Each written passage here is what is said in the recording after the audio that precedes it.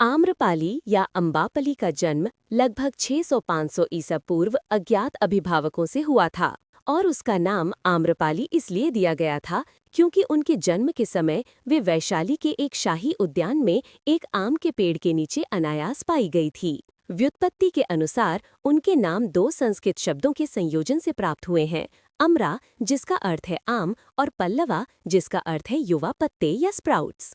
एक युवा युवती के रूप में वो असाधारण रूपवती थी। ऐसा कहा जाता है कि वैशाली नगरी का एक सामंती माली महानामन ने आम्रपाली को सर्वप्रथम देखा था।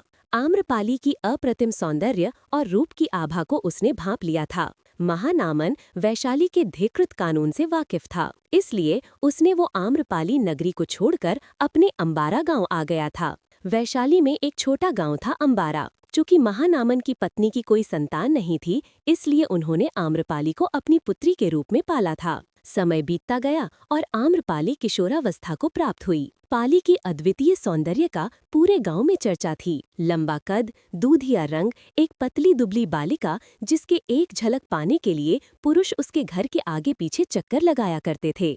आम्रपाली की सहेलियां तो काफी सारी थीं, परंतु मित्र एक ही था जिसका नाम पुष्पक कुमार था। दोनों एक उम्र के ही थे। पाली और पुष्पक कुमार दोनों में अच्छी मित्रता थी। वे एक दूसरे को खूब पसंद करते थे, यहाँ तक कि दोनों ने जीवन साथी बनने का भी फैसला किया हुआ था। महानामन की भी स्वीकृति थी कि जब अम्बापाली पूर्ण रूप से वयस्क हो जाएगी, उसका विवाह पुष्पक कुमार से कर दिया जाएगा। समय बीतता गया और आम्रपाली ने पूर्ण रूप से यौवन को प्राप्त किया। 20 वर्ष की आम्रपाली एक फूल की भांति खिल चुकी थी। उसकी यौवन की खुशबू अंबारा गांव और आसपास के सभी गांव में फैल चुकी थी। हर जगह आम्रपाली की ही चर्चा थी। सभी पुरुष, चाहे वृद्ध हों या युवा, आम्रपाली को अपना बनाना चाहते था। उसके घर के बाहर हमेशा लोगों का तांता लगा रहता था। उसकी सिर्फ एक झलक पाने के लिए पुरुष प्रयासरत रहते थे।